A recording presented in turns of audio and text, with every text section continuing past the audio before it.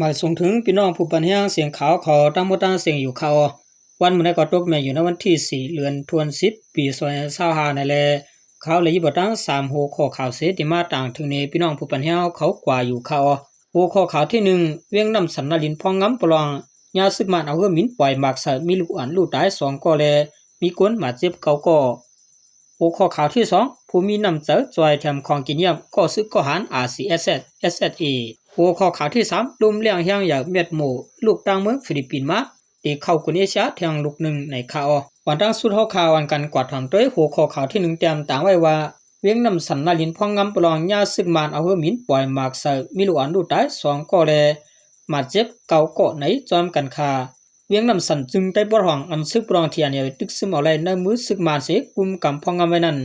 ถูกยาเฮือมินของเสซึกมันเข้าปล่อยหมากลงใส่ตีวานเสตวนหุงเสเฮ็ดให้ลูกอ่อนได้ลูกตายทั้งตี2ก็ในข่าว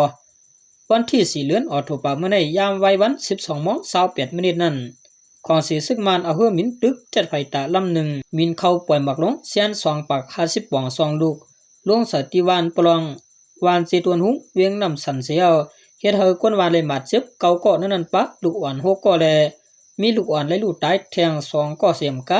ติวตันเศร้าเฮือนเยและลูกเลียวกว่าตั้งน้ำในข่าวกิริลองในคนปืนตีลาเนตีสื่อข่าวปลองเขาว่าอันตายและอันบาดเจ็บกว่านั้นเป็นลูกอ่อนกำปาน้ำลูกอ่อนตั้ง2ก็แลอันบาดเจ็บนั้นป้าลูกอ่อน6ก็ก้นหลวง3ก็ในคนตายและหมัดนั้นเปลี่ยนใจหือยิงไหนนั้นเขาฆ่าไปมักมันไหลลัดเนกว่านังไหนเนื้อหมาเคอมินของสีซึกมันปล่อยลงใส่2ลูกนั้นลูกนึงแต่ตกเตียกเสนอวานเจตวนหุงเสแทงลูกนึงซ้ำตกสตินะเกกังเจตวนหุงแลเจปังกวักว่าในข่าวย้อนในถูกเฮือมินปล่อยหมากใส่จึงในแลหรือสิเฮ็ดให้มีคนดูตายหมัดเจ็บยาวเฮ็ดให้ที่อยู่ตันเสาเฮือนเยคนเมืองนำสันได้ลู่เหลียวอำย่อม13หลังว่าในข่าวมื้อนั้นก็หนังเก่าเมื่อวันที่2เดือนออโตปานั้นก็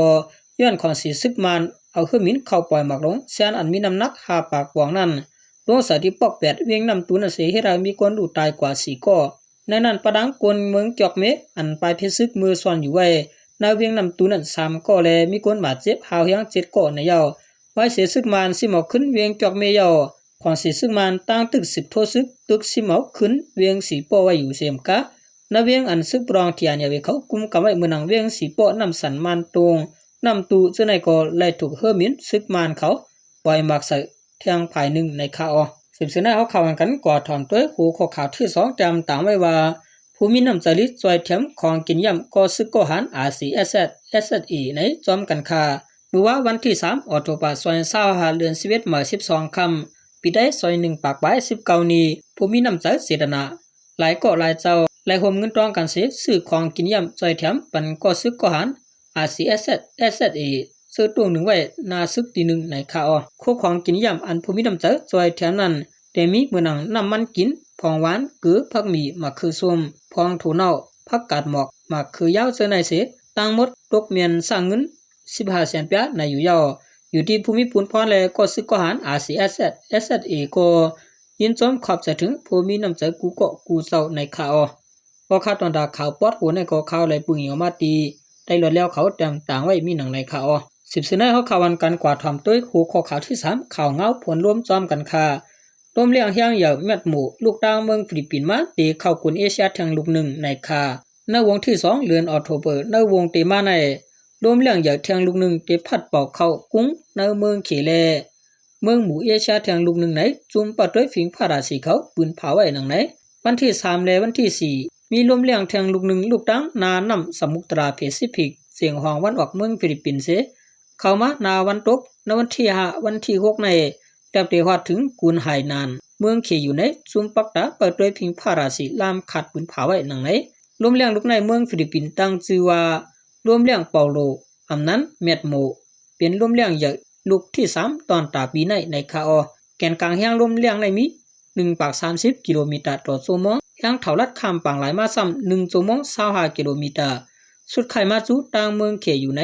ซุมปัดด้วยพิงฟ้าเมืองฟิลิปปินส์ปืนเผาไว้หนังไหนเมืองฟิลิปปินส์ในป่นมา 2-3 วันได้ก็ทบเพแผ่นดินไหวแห่งแผ่นดินไหวนั้นมี 6.9 มินิจุดตอนดังนั้นซึ่งเมืองแลคนตาย72ก็